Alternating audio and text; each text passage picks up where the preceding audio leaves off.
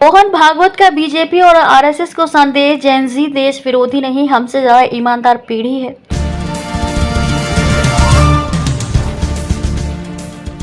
धर्मेंद्र प्रधान से इस्तीफा करवाने वाले छात्र आंदोलन पर संघ भाजपा और सरकार को आरएसएस चीफ मोहन भागवत ने दो टूक संदेश दिया है कि प्रदर्शनकारी बच्चे देश विरोधी नहीं हैं।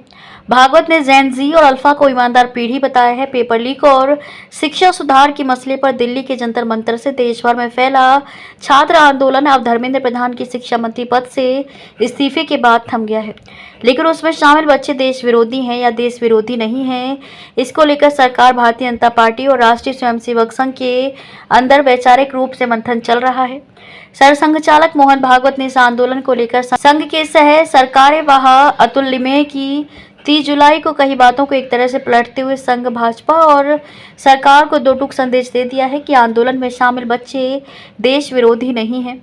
भागवत ने मुंबई में गुरुवार को नई पीढ़ी के बच्चों से संवाद में ये भी कहा कि जेन ज़ी और जेन अल्फा हमारी पीढ़ी से ज्यादा ईमानदार हैं। भागवत ने कहा कि प्रदर्शन संवाद का एक तरीका है और लोकतंत्र चर्चा के जरिए आम सहमति बनाने का एक रास्ता है।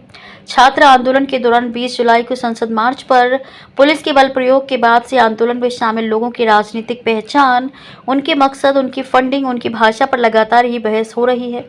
आंदोलन के दौरान नई पीढ़ी के बच्चों के कई ऐसी वीडियो सामने आई जिसमें ऐसी भाषा का इस्तेमाल किया गया था जिसको लेकर थानों में केस तक दर्ज हो गए हैं।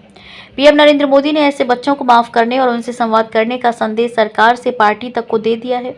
इस आंदोलन के खत्म होने के बाद मुंबई में अखिल भारतीय विद्यार्थी परिषद एबीवीपी के एक कार्यक्रम में अतुल लिमये ने कहा था कि यह आंदोलन सिर्फ भाजपा या सरकार के विरोध में नहीं था, बल्कि यह देश और संविधान के विरोध में था।